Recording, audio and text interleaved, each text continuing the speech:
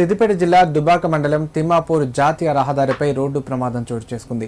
RTC బస్సును ద్విచక్ర వాహనం ఢీకొని వ్యక్తి అక్కడికక్కడే మృత్యువాత పడ్డాడు. మెదక్ నుండి సిద్దిపేట వైపు వస్తున్న ఆర్టీసీ బస్సును ఎదురుగా వస్తున్న ద్విచక్ర వాహనం బలంగా ఢీకొట్టింది. ద్విచక్ర వాహనదారుడు ప్రమాదం జరిగిన చోటే మృతి చెందాడు. కారు వెనకాల వస్తున్న వాహనదారుడు కారును ఓవర్టేక్ చేసే క్రమంలో ఎదురుగా వస్తున్న బస్సును ఢీకొన్నట్లు స్థానికులు తెలిపారు. ప్రమాదం జరిగిన వెంటనే గమనించిన ప్రయాణికులు కాపాడే ప్రయత్నం చేసినప్పటికీ ఫలితం లేకుండా పోయింది.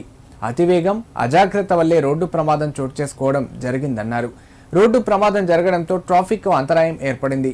సంఘటనా స్థలానికి చేరుకున్న పోలీసులు ట్రాఫిక్ ను క్లియర్ చేసి కేసు నమోదు చేసి దర్యాప్తు ప్రారంభించారు.